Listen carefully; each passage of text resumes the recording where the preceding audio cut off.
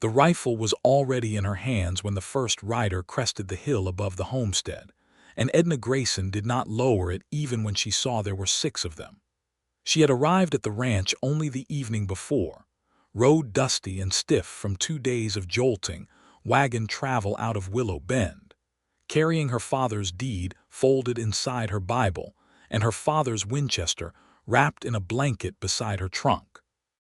She had not expected to find a stranger's coffee pot still warm on the stove, or a stranger's saddle slung over the porch rail, or the stranger himself, a broad-shouldered man with sun-browned forearms and a jaw that looked like it rarely surrendered an argument, standing in her father's doorway asking her, with no small amount of disbelief, what in God's name she thought she was doing on his land.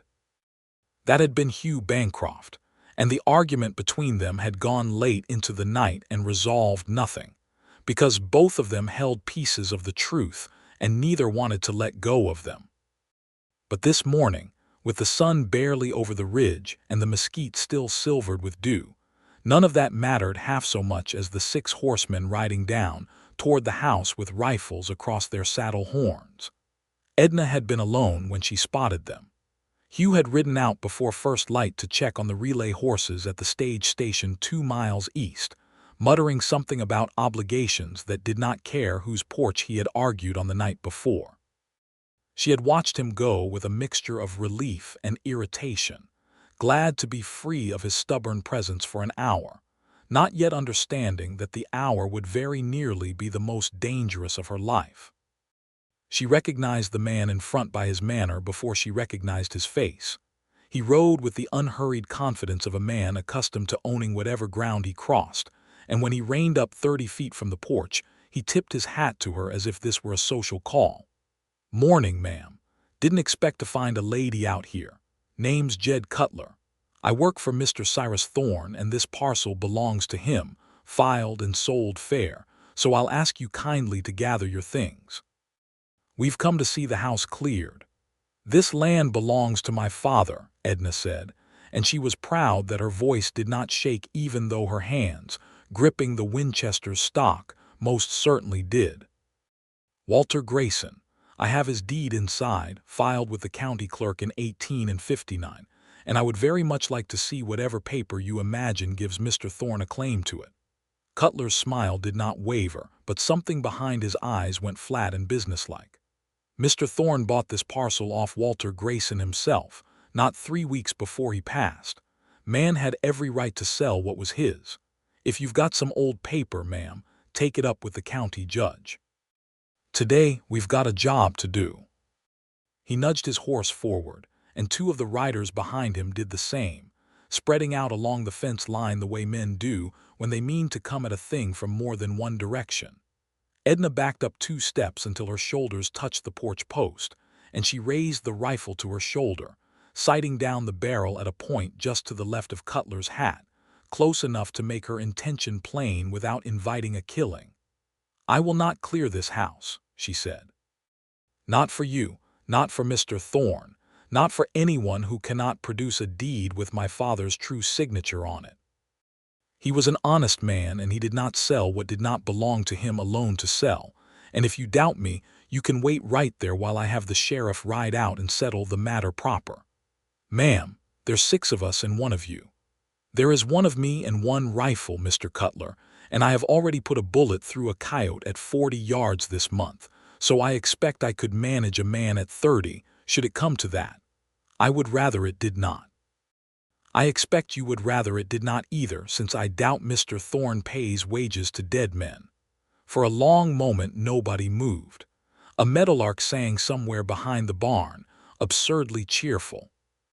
One of the riders on the left shifted his horse and the animal snorted, and Edna's whole body went tight as wire, but she held the rifle steady, because her father had taught her that a shaking gun told a man you were afraid, and a still one told him you were not, whatever the truth of it happened to be underneath.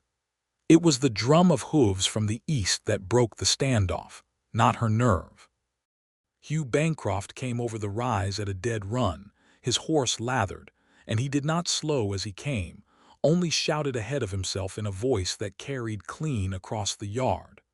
"Cutler, you get your men off Grayson land before I put this in the paper down in Willow Bend. How Cyrus Thorne sends 6 armed riders against one woman standing alone on her own porch." Cutler's jaw tightened at the sight of him. "Bancroft, this isn't your fight anymore. Thorne holds paper on this ground. Thorne holds a bill of sale that wasn't worth the ink it was written with 3 weeks ago, and I intend to prove it, and so does she, whatever quarrel we've got between ourselves." Hugh reined up hard beside the porch, placing his horse between Edna and the riders, close enough now that Edna could hear him breathing fast from the ride. He had no rifle of his own drawn, only his hand resting near the pistol at his hip, but something in his stillness made the riders behind Cutler look to each other rather than to their leader. "You want to shoot a woman for standing on her own family's homestead. Cutler, you go right ahead and explain that to Sheriff Whitfield yourself. I expect Willow Bend will have opinions about that kind of law." Cutler held his gaze a long moment, weighing something Edna could not see, and then he spat to the side and gathered his reins. "Thorne will hear about this. You've made an enemy today, Bancroft, and the lady with you." "She had already made him one before I got here," Hugh said. "Seems it runs in the family." The riders wheeled and rode back the way they had come, and Edna did not lower the rifle until the last of them had crested the far hill and dropped from sight. Only then did her arms begin to shake in earnest, and she sat down hard on the porch step, the Winchester across her knees, and let out a breath she felt she had been holding since sunrise. Hugh swung down from his horse and crouched in front of her, studying her face with an intensity that surprised her. "You are not hurt. No, you held 6 armed men off this porch by yourself." "I did not have much choice in the matter," Edna said. "You were off tending someone else's horses." "Age Company's horses, which is how I keep bread on my table, since apparently I no longer have a ranch to keep it on." But there was no real heat in it now, only a kind of stunned respect that softened the line of his mouth. "That was a fool thing to do, standing alone against 6 riders." "It would have been a greater fool thing to run," Edna said. "This is my father's land, Mr. Bancroft. I did not travel 2 days by wagon to be chased off it before I had even unpacked my trunk." He looked at her for a long moment, and something shifted behind his eyes, some recalculation of the woman in front of him. "No," he said slowly, "I don't suppose you did." The morning was too fine for the fright they had just survived, sunlight pouring gold over the tall grass and a soft wind moving through it in long silver waves, and Edna found the peacefulness of it almost obscene given what had nearly happened on the porch not 10 minutes before. She let Hugh help her to her feet, aware of the warmth of his hand and annoyed with herself for noticing it. "We had better talk," he said. "Properly this time, without either of us shouting about who owns what." "I agree." She looked toward the barn where his saddle still hung, and toward the house, where her trunk sat unopened in the front room. "Though I do not see how 2 people can share a roof they both believe belongs to them alone. We are going to have to figure that part out," Hugh said, "before Thorne comes back with more than 6 men." They sat that evening at the plank table inside the house Walter Grayson had built with his own hands 20 years before, a cola lamp between them throwing long shadows up the walls, and for the first time since Edna's arrival they spoke without raised voices. She told him what she knew. Her father had left the ranch years ago, not long after her mother died, to open a boarding house in Willow Bend, because he could no longer bear to look at fields that reminded him of his wife, and because a girl of 12 needed schooling and other women nearby more than she needed open range. He had kept the deed in his lockbox all those years, had spoken of the ranch only rarely, and had told Edna, 3 weeks before he died of a failing heart in his own bed above the boarding house kitchen, that the land was hers, that she should do with it whatever made her happy, whether that meant selling it or living on it or letting it lie fallow under the sky. He had said nothing about Amos Bancroft or his sons. Hugh's account filled the silence her father had left. His own father, Amos, had come to work the Grayson Range as foreman more than 15 years back, when Walter's grief had made him unable to manage cattle and a household both. Amos had brought his 2 boys, Hugh barely more than a child then and Silas a few years older, and together the Bancrofts had built the herd from a few dozen scrawny longhorns into something worth guarding. Walter had promised Amos, man to man, over a bottle of whiskey one night that Hugh remembered only as a boy remembers such things in fragments and firelight, that when the debts were cleared and the herd was strong, half the range would pass to Amos in gratitude. It had never been put to paper. Amos had trusted a handshake the way men of his generation often did, and Walter had meant to honor it, Hugh believed, right up until his heart gave out with the promise still unwritten. "My father is 2 years in his grave," Hugh said, turning his coffee cup slowly on the table without drinking from it. "He died fixing a fence in a spring storm, out past the north tank, thrown from his horse in the lightning. I buried him myself, out under the live oak yonder, and I told him I would see this ranch through, that I would not let it go to strangers. And then your father goes and dies without ever writing down what he told mine, and along comes Cyrus Thorne with a bill of sale claiming Walter Grayson signed the whole parcel over to him 3 weeks before he passed, and now you arrive with the real deed, and I do not know any more what I am fighting for." "You are fighting for a promise that was never yours to prove," Edna said gently, "and I am fighting for a piece of paper that was never explained to me. I did not know about your father's arrangement until tonight. If I had known, I would have told you differently at the start." "Would you have?" "I like to think I am not entirely without conscience, Mr. Bancroft." That drew, unexpectedly, the ghost of a smile from him. "Call me Hugh. If we are going to be arguing over the same well water for the foreseeable future, I would rather not stand on ceremony." "Then you may call me Edna," she said, "though I reserve the right to resume calling you Mr. Bancroft the moment you say something particularly foolish. That seems a fair arrangement, given how often I expect it to happen." They sat a while longer in a silence that had lost its edge, and outside the crickets took up their steady sawing, and somewhere off toward the river a night-bird called twice and went quiet. Edna found herself studying his hands where they rested on the table, broad and calloused, a driving man's hands, and wondered how many miles of rough Texas road they had held reins across, and was irritated all over again to find herself wondering it.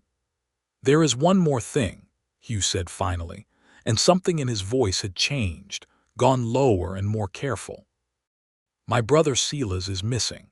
He went into Willow Bend 3 weeks back, near the same time your father passed, and he has not been seen since. I have wondered whether Thorne's men took him to clear the last Bancroft off this range before he came after the paper itself." Edna's stomach turned cold. "You believe he was killed?" "I do not know what to believe. His horse came back without him 2 days later, saddle empty, nothing wrong with it that I could find. I rode every mile between here and town looking for sign of him and found nothing. If Thorne's men have him somewhere, or worse, then I mean to find out, deed or no deed, land or no land." "Then we had better go to Willow Bend," Edna said, surprising herself with how quickly the decision came, "and see what can be learned before either of us decides who has the stronger claim to a home that neither of us may keep for long if a land baron is willing to make men disappear to get it." Hugh looked at her for a long moment, and whatever wariness remained between them seemed, for the first time, to bend rather than break. "All right," he said. "Together, then. For now." "For now," Edna agreed, and did not examine too closely why the words gave her something like comfort. Willow Bend by daylight was a town in the full, restless flush of a cattle boom, its single wide street rutted deep by herds driven through toward the railhead, its boardwalks crowded with drovers fresh off the trail, spending 3 months' wages in a single reckless week. Edna's boarding house sat at the quiet end of that street, a 2-story clapboard building with green shutters her father had painted himself, and it was there, among the ledgers and gossip of paying guests, that she had learned more of the town's true business than most men twice her age. She went first to her own front desk, where Mrs. Alma Purdy, who had helped run the house since Edna's mother's passing and had kept it single-handed these 3 weeks since Walter's death, greeted her with a fierce embrace and a flood of questions Edna had no patience to answer yet. Instead, she pulled the guest ledger from beneath the counter and turned back through its pages to the date stamped on Thorne's supposed bill of sale. The date he claimed Walter Grayson had ridden the 55 miles to San Angelo and back to sign away the ranch. Her finger found the entry and stopped. Dr. Elias Prout called to attend Mr. W. Grayson, room 4, 11 o'clock in the forenoon. Prescribed rest, bed confinement, digitalis for the heart. The same date. Her father had been too weak that day to walk down the stairs to supper, let alone ride 55 miles on horseback to a land office and back. He never left that bed, Alma confirmed when Edna showed her the entry. Dr. Prout came twice that week, I remember it plain because I was the one carried up his broth. Hugh, standing at Edna's shoulder, exhaled slowly. That is the first crack in Thorne's paper. It is a crack, Edna said, but a crack is not a broken wall.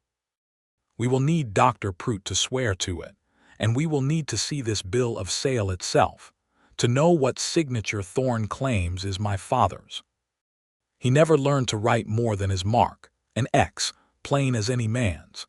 If Thorne's paper carries a full signature, that alone may be enough to shame him before the county judge.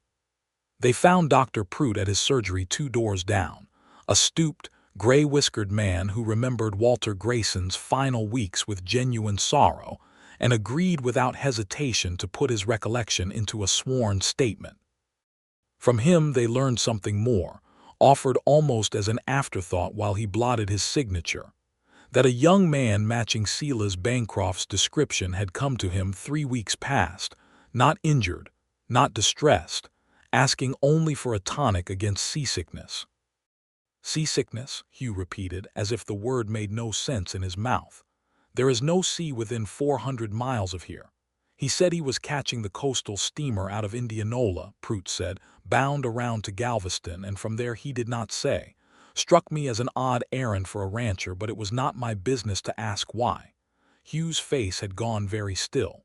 He was leaving, not taken, leaving. Edna watched the realization move through him like a slow physical blow, and she wanted very much to reach for his hand and did not, because they were standing in a doctor's surgery, and because she was not yet sure what claim she had to comfort him. We do not know the whole of it yet, she said instead. Perhaps there is more to learn before we judge him. Perhaps, Hugh said, though his voice had gone rough. But it does not look like a man who was carried off against his will, does it? It looks like a man who ran. They left Dr. Prout's surgery with his statement folded in Edna's reticule, and a new and uncomfortable question hanging between them, heavier in some ways than the fear of violence had been, because a man who runs from his own family leaves behind a wound that no rifle can defend against. That evening, over a meal Alma insisted on feeding them both in the boarding house kitchen, they laid their plan out plainly. San Angelo held the land office where any legitimate deed transfer would have been filed, and it held, if Dr. Prout's account was to be trusted, the last known trace of Silas Bancroft's trail toward the coast. 2 birds, Hugh said, with one long and uncomfortable wagon ride. Edna reminded him that she had already survived 2 days in a wagon and 1 standoff with armed riders in the same week, and doubted a 3rd day of dust would finish her off. You do not have to come, Hugh said. This is not your family's grief to carry. It is my father's name on a forged bill of sale, Edna said. It is very much my grief as well, Mr. Bancroft, whatever else it is. Hugh, he corrected, and there was warmth beneath the correction now, not merely permission. Hugh, she said, and found she liked the shape of it more than she wanted to admit. They left Willow Bend before dawn 2 days later, the sky still holding its last stars when Hugh brought the wagon around, having borrowed a sturdier team from the stage company in exchange for a promise to drive an extra route the following week. Edna had packed light, her father's Winchester within easy reach beneath the wagon seat, Dr. Prout's statement and Alma's ledger entry copied out and folded into oilcloth against the weather. The road to San Angela ran along the north bank of the Concho River for the first 20 miles before cutting inland across open range, and the morning was so still and fine, meadowlarks calling from the fence posts, sunlight climbing gold over the grass, that it was almost possible to forget what drove them down that road at all. "You drive a wagon the way you argue," Hugh observed after the first silent hour, "like you are certain you are right and daring the road to prove otherwise." "I have been managing a boarding house full of opinionated cattlemen since I was 16, Edna said. "A team of mules holds no terror for me." "I did not say it held terror. I said you drove like you were arguing with it. Perhaps the road started it." He laughed at that.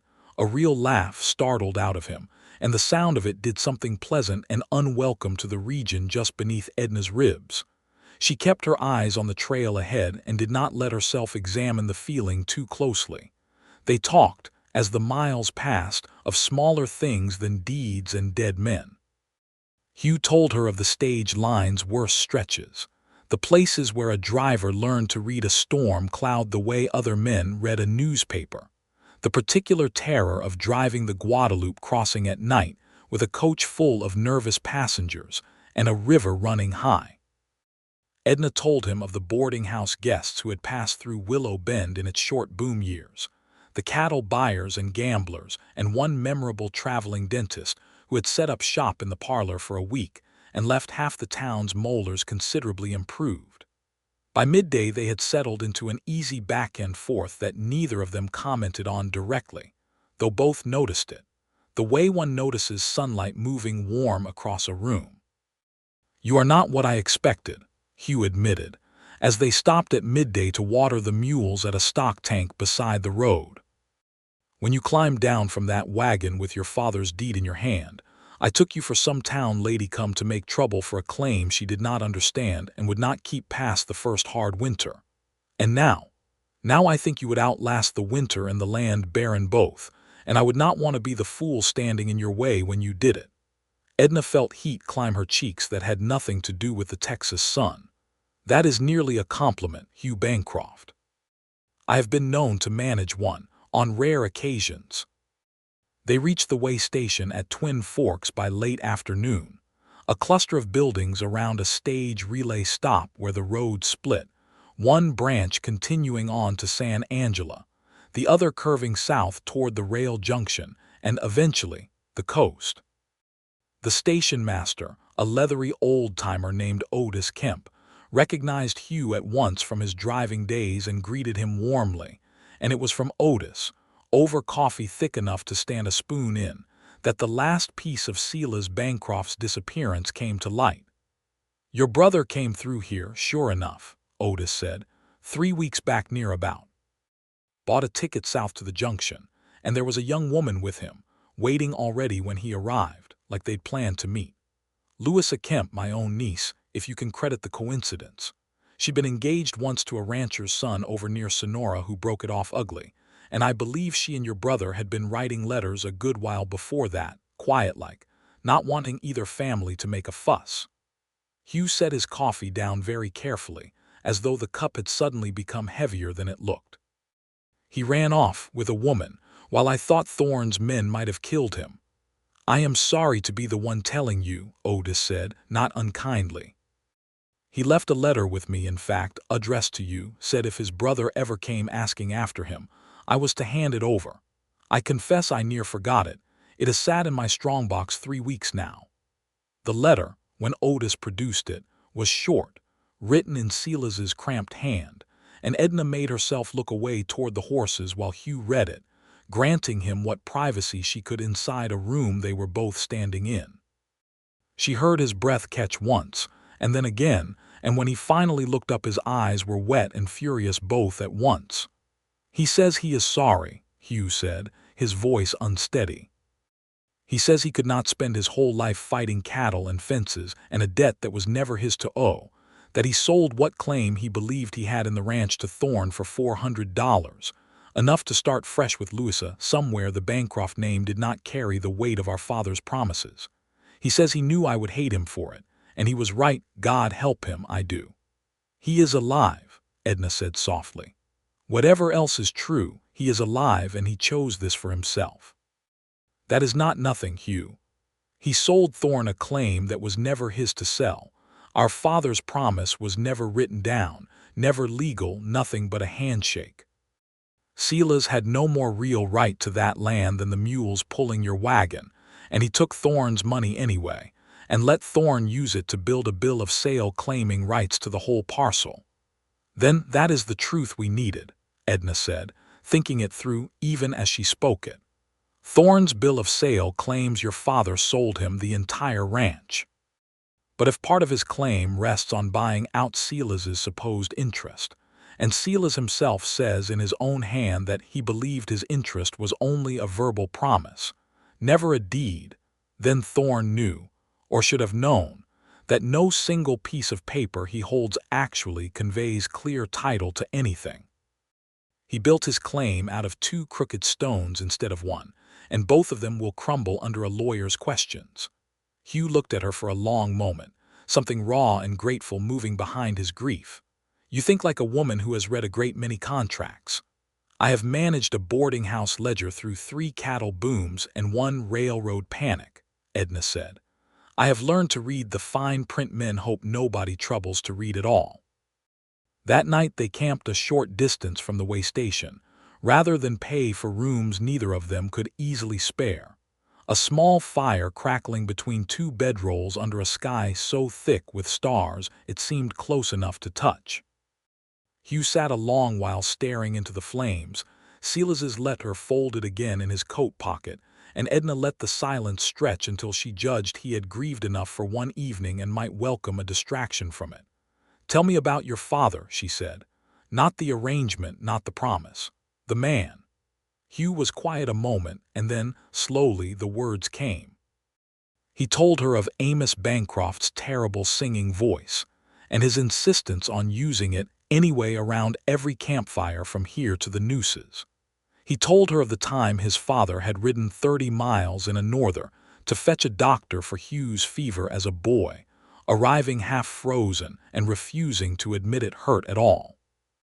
He told her finally of the morning they found him beneath the live oak after the lightning, and how the ranch had felt, for the first time in Hugh's life, like a house with all its lamps blown out at once. "I am sorry," Edna said when he had finished, and meant it with her whole chest. "I did not know my own father so well as that in the end. He kept himself so carefully behind a shopkeeper's smile these last years. I sometimes forgot he had ever been a rancher at all, until I found his deed in that lockbox, and remembered the man who must have built this life with his own 2 hands. Once, before grief made him small." "Perhaps that is why he never wrote my father's promise down," Hugh said. "A man that careful with his grief might have been just as careful never putting a debt of love onto paper, where it could be argued over by lawyers after he was gone. That is a generous reading of a very inconvenient silence." "I am trying to be a generous man tonight," Hugh said, with the ghost of a smile. "It does not come naturally, but I am trying." She laughed softly and found herself leaning a little closer to the fire, and to him, than strict propriety might have advised. "You are managing well enough." They reached San Angelo the following afternoon, a bustling frontier settlement grown up rapidly around the fort and the promise of the coming rail line, its streets full of surveyors and speculators and soldiers on leave. And it was there, in the cramped office of the county land recorder, that the last thread of Thorne's fraud came fully unraveled. The recorder, a precise young man named Mr. Abernathy, who clearly took a private pleasure in irregular paperwork, examined the copy of Thorne's bill of sale that Hugh had obtained weeks before from a sympathetic clerk in Willow Bend, and frowned at it for a long moment before setting it beside an older document from his own files bearing Walter Grayson's true mark from years past. "This signature," Abernathy said, tapping the bill of sale, "is a full, flowing signature, quite an educated hand. This mark here from the original patent transfer in this office's own records is a simple X, witnessed by 2 parties, as is proper for a man who could not write his name. I do not see how the same man produced both." He could not, Edna said. My father never learned his letters past his own initial. He was proud and private about it his whole life. Abernathy's frown deepened into something more serious. Then this bill of sale is a forgery, plainly and provably so, and I would be very interested to know how it came to be filed as pending in this office at all, since I do not recall approving any such transfer. Because it has not yet gone before the judge, Hugh said slowly, understanding dawning. Thorne filed it as pending, intending to force us off the land before anyone troubled to examine it closely, banking on nobody looking hard enough, soon enough. There is to be a hearing, Abernathy said, consulting his register, scheduled here in San Angelo 3 days hence, at which Mr. Thorne intends to present this document before Judge Harlan Voss for final confirmation of title. If neither of you were present to contest it, I imagine the judge would have confirmed it as a matter of course. We will be present, Edna said, with a fierceness that surprised even herself.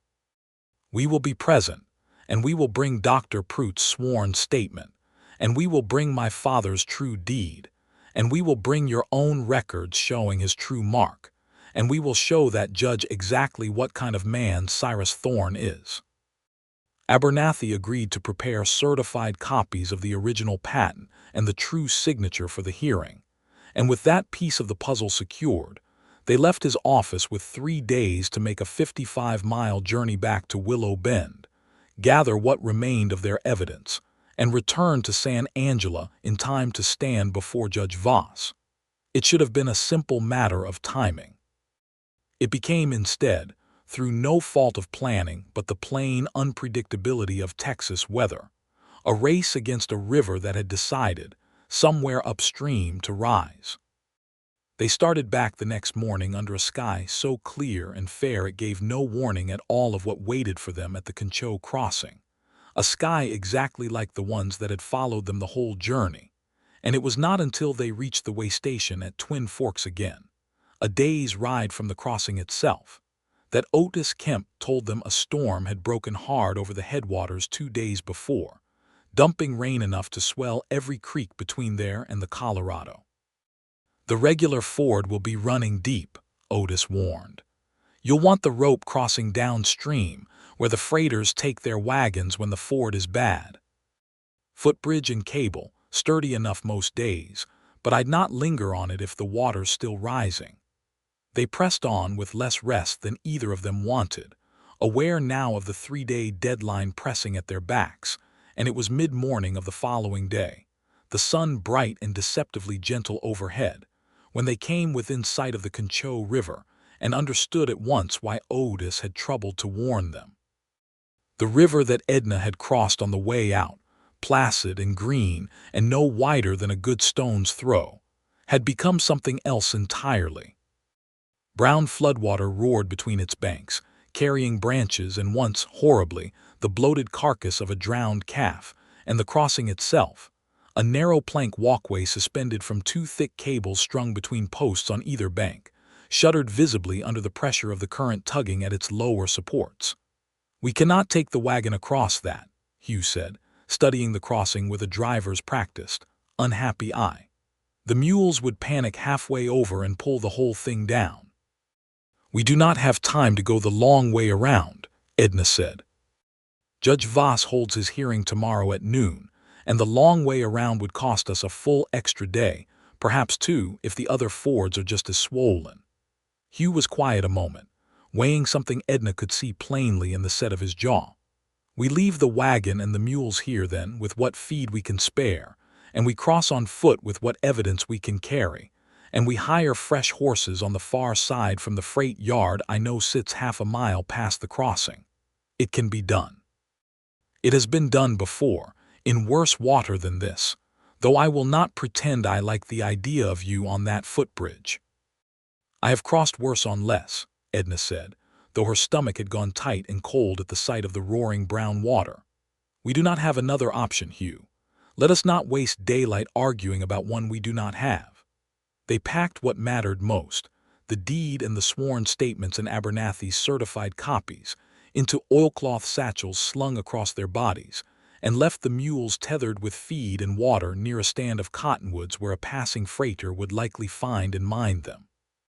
Then, with the roar of the river filling the world entirely, they started across the swaying plank crossing, Hugh in front, testing each board before trusting his weight to it, Edna close behind with one hand gripping the guide cable and the other holding tight to the strap of her satchel.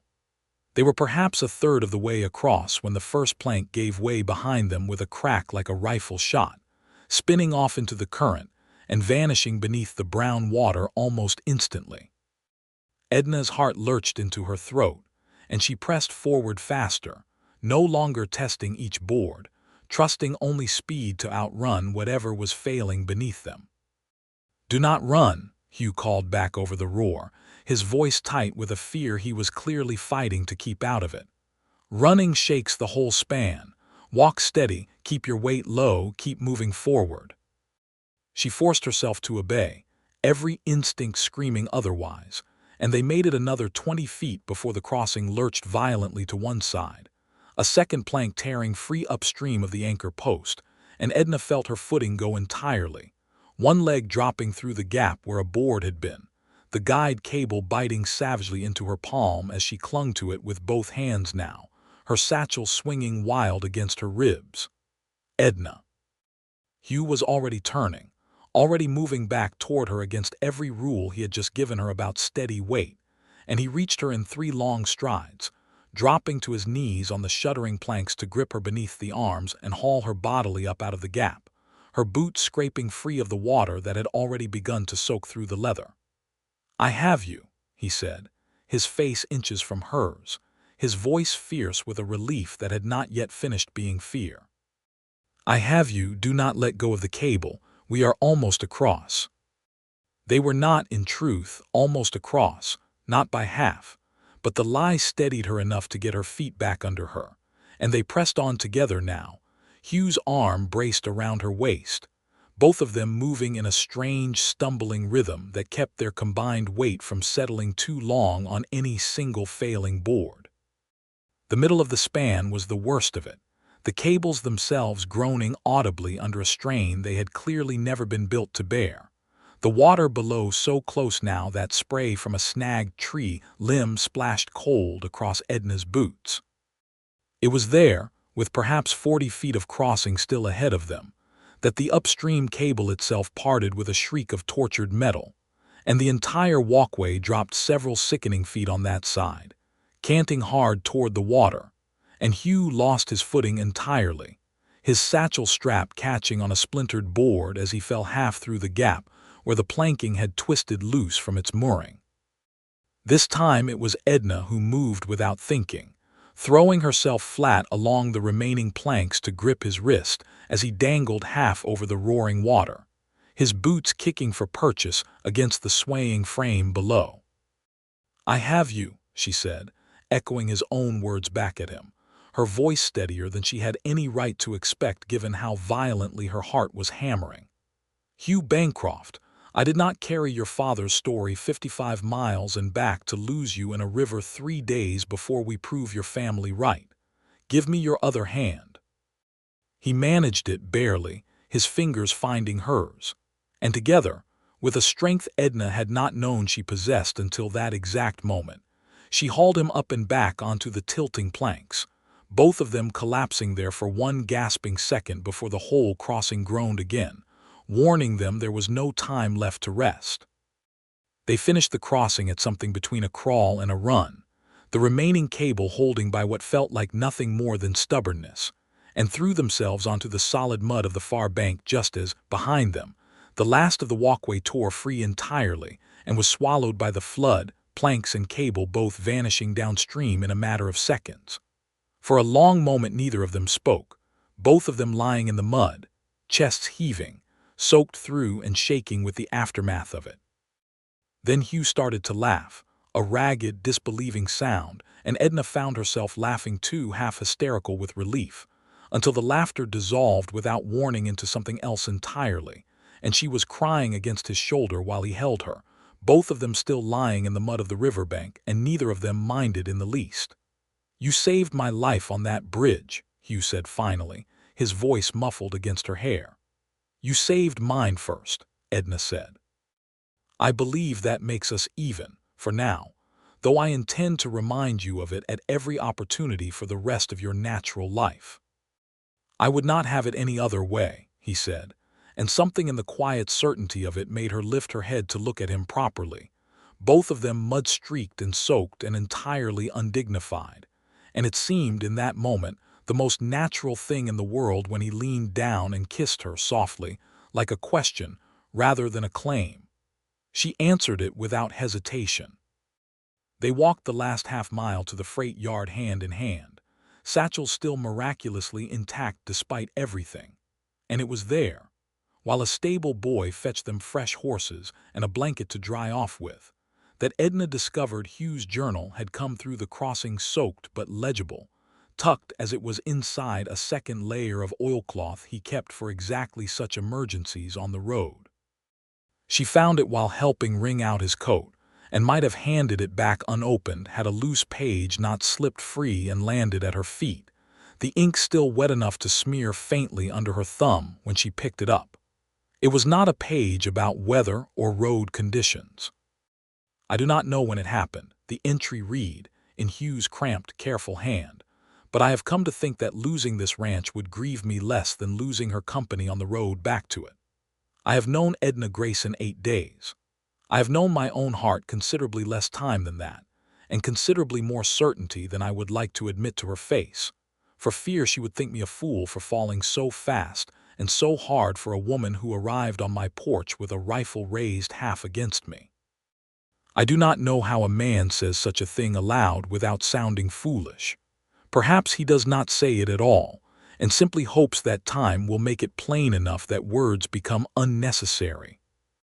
Edna read it twice before she trusted herself to look up, and found Hugh watching her from across the freight yard, his expression caught somewhere between mortification and hope, having clearly realized only just now which page had slipped free.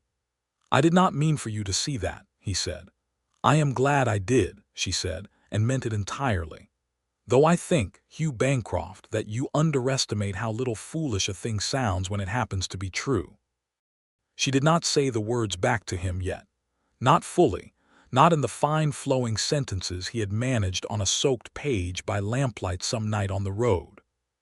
But she took the pencil from his coat pocket, and beneath his entry in her own plain hand, she wrote a single line before handing the journal back. "I'm not sorry either," and closed it before he could see her blush at her own boldness. They rode through what remained of the day and into the evening on borrowed horses, reaching Willow Bend by moonlight with barely enough time to sleep a few hours before setting out again for San Angelo and the hearing that would decide everything. Edna slept poorly, her mind circling the coming confrontation, and woke before dawn to find Hugh already awake in the boarding-house kitchen, going over their evidence one final time by lamplight, his jaw set with the particular grim focus of a man preparing for a fight he intended to win without raising a fist. They arrived in San Angelo with less than an hour to spare, having pushed the borrowed horses hard the whole way, and found the courthouse already gathering a crowd, word of the hearing having spread through the small settlement's gossip network with the speed such things always traveled on the frontier.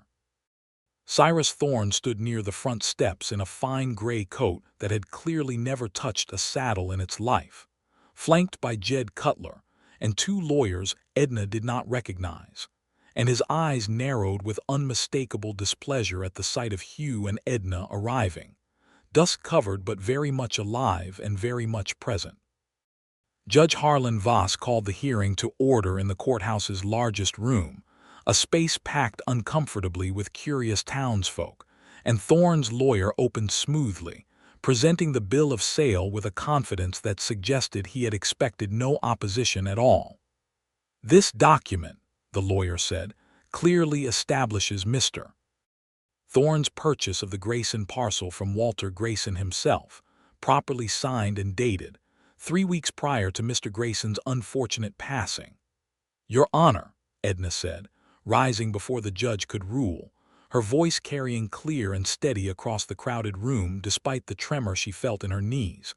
"I would ask the court's indulgence to examine that signature more closely, alongside my father's true mark as recorded in this county's own files." Judge Voss, a heavy-set man with tired, shrewd eyes, waved her forward, and Mr. Abernathy, present as promised, produced the certified copy of Walter Grayson's original patent transfer, his simple X plain and unmistakable beside the flowing, educated signature on Thorne's bill of sale. A murmur moved through the crowded room. Thorne's face had gone rigid. "My father could not write his own name past this mark, Your Honor," Edna said. "He was a proud man and kept his letters private his whole life, but every soul who knew him in Willow Bend could tell you the same.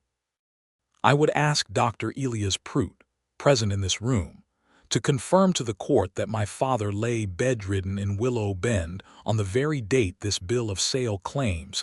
He traveled 55 miles to sign it."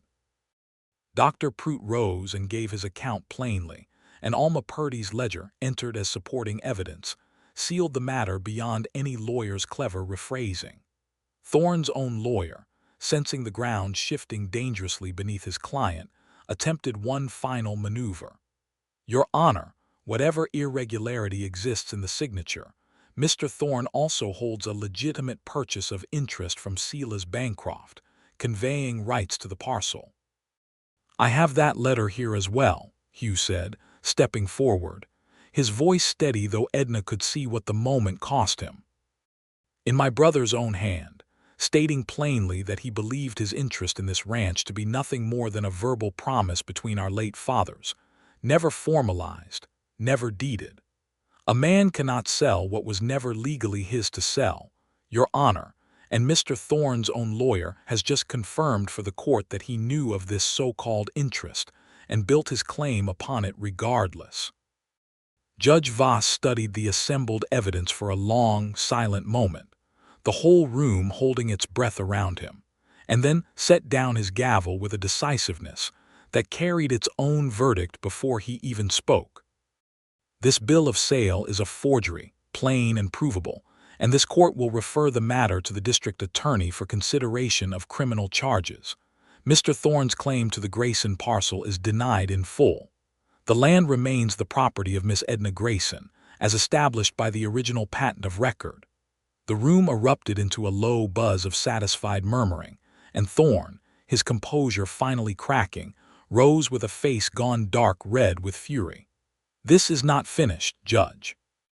I have interests in this county that run deeper than one contested parcel. You have interests in this county, Mr. Thorne," Judge Voss replied coldly, "that I expect the railroad will reconsider once word of this hearing reaches their offices, given that no company wishes its right-of-way negotiations built atop a forger's foundation. I would suggest you spend rather less time troubling honest homesteaders and rather more time consulting a good lawyer of your own, for I suspect you will need one." Thorne stormed from the courthouse without another word, Cutler and the lawyers trailing behind him, and the crowd parted around them with the particular silent contempt a small town reserves for a man who has just been publicly unmasked. Edna felt the tension of the past week drain out of her all at once, leaving her light-headed and strangely close to tears, and beside her Hugh let out a long breath that seemed to carry 2 years of grief and worry with it. "It is over," he said, as though he did not quite believe it yet. "It is over," Edna confirmed, and allowed herself finally to lean into him, there in the crowded courthouse doorway, uncaring who might see. They rode back to Willow Bend that afternoon at an easier pace than any leg of the journey before it, the fair weather that had shadowed most of their travels returning now in full, warm and golden over the rolling grass. And it seemed to Edna, watching Hugh beside her, more relaxed than she had yet seen him, that the land itself had exhaled along with them. News of Thorne's disgrace had reached Willow Bend before they had, carried by a rider Judge Voss had dispatched, and the town greeted their return with an outpouring of relief and curiosity that kept Alma Purdy busy fending off gossiping guests for the better part of a week. Cyrus Thorne, they learned within days, had quietly sold his remaining holdings in the county and departed for parts unknown, his reputation too badly damaged for any further schemes to find purchase among a town now thoroughly warned against him. The railroad's regional agent, a cautious man named Whitcomb who arrived a fortnight later to survey the proposed right-of-way, approached Edna directly and courteously to negotiate fair terms for a water easement across a corner of her land, terms she reviewed carefully at her own kitchen table before signing, satisfied that no one would ever again mistake her for a woman too foolish to read fine print. Silas Bancroft wrote once more, some weeks after the hearing, this time to both his brother and, awkwardly but sincerely, to Edna, thanking her for whatever mercy had kept his letter from being used against him in judgment, and informing them of his marriage to Louisa in Galveston, and his intention to open a small mercantile there with what remained of his $400. Hugh read the letter twice, and though Edna could see old grief still lingering behind his eyes, she saw also, for the first time, something like peace settling over the whole matter, a door quietly closing on its own terms rather than being slammed shut in anger. "I do not think I can forgive him entirely," Hugh admitted one evening, sitting on the porch of the homestead he had once believed was his alone and now shared, in every practical sense, with Edna. "But I think I understand him better than I did. He wanted a life that was his own choosing, not one built entirely out of our father's promises. I cannot fault a man too harshly for wanting that." "No," Edna agreed, settling beside him with 2 cups of coffee, the Winchester leaning, as it always did now, just inside the front door where it could be reached in a heartbeat if ever it were needed again. "I do not suppose you can." The weeks that followed passed with a gentleness neither of them had quite dared expect after everything that came before. Hugh continued driving the eastern stage route twice a week, his knowledge of every dangerous mile between Willow Bend and the railhead making him invaluable to the company, even as he spent his remaining days rebuilding the ranch's herd and mending fences that had gone neglected during the trouble with Thorne. Edna divided her time between the homestead and the boarding house, training Alma's niece to manage the front desk with growing confidence so that she herself might spend more days on the range, learning the rhythms of a life her father had left behind decades before but which, she found, ran in her blood regardless. It was on a soft evening in early June, the two of them sitting on the same porch where she had once held 6 armed men at bay with nothing but her father's rifle and her own unbending resolve, that Hugh finally said aloud the words his journal had once carried for him. "I love you, Edna Grayson," he said simply, without preamble, as though the words had been waiting so long behind his teeth that they came out at last with no fear left in them at all. "I loved you before I understood what I was feeling, somewhere on that road to San Angela, and I have loved you more with every mile since. I do not have much to offer you beyond a stagecoach driver's wages and half a claim to a ranch that is rightfully yours regardless of any promise my father was given. But I would like very much to spend the rest of my life earning the other half honestly, at your side, if you will have me." Edna set down her coffee cup with hands that were, for once, entirely steady. "I have known since that riverbank, Hugh Bancroft, mud-soaked and ridiculous as we both were, that I did not intend to let you drive out of my life on any stage route, east or west.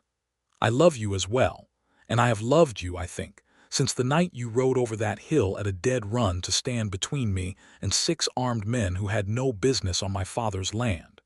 You did not need to draw a weapon to make yourself the bravest man I had ever met. You only needed to arrive." He kissed her then, slow and certain, with none of the desperate urgency of the riverbank, only the quiet confidence of 2 people who had already survived the worst a land barren and a swollen river could throw at them, and found on the other side of it exactly the life they meant to keep. They married that autumn, in a small ceremony at the Willow Bend church attended by half the town, Alma Purdy weeping happily through the whole affair, and Dr. Prout offering a toast so long-winded that Hugh finally silenced him with good-natured laughter and a second round of cider. Silas sent a letter of congratulations from Galveston along with a modest gift of store-bought lace for Edna's wedding dress, purchased, he wrote, from his own mercantile shelves, and though Hugh's reply remained brief and careful, it was, at least, a reply, and a door left open rather than closed. A year later, in the spring, the homestead looked very much as it must have looked when Walter Grayson and Amos Bancroft first built it together decades before. The herd grown strong again under Hugh's steady management. The house itself expanded with a new room Hugh had built with his own hands for the boarding house ledgers Edna still kept, since she had found she could not entirely give up the habit of knowing every secret Willow Bend cared to whisper. Even from the quiet of a ranch 15 miles outside of town. Her father's Winchester hung above the mantel now, cleaned and oiled and never far from reach, a reminder rather than a necessity, and beside it hung a small framed page torn from a stagecoach driver's journal, its ink long since dried, bearing 2 lines in 2 different hands that neither of them had ever felt the need to explain to visitors who asked. On evenings when the fair weather held, which in that stretch of Texas it most often did, they sat together on the same porch where it had all begun, watching the sun go down gold and slow over land that belonged, now and always, to both of them equally, earned not through any single deed or promise, but through a river crossed together, a fraud unmasked together, and a love that had grown, mile by dusty mile, into something as solid and unshakable as the ground beneath their feet.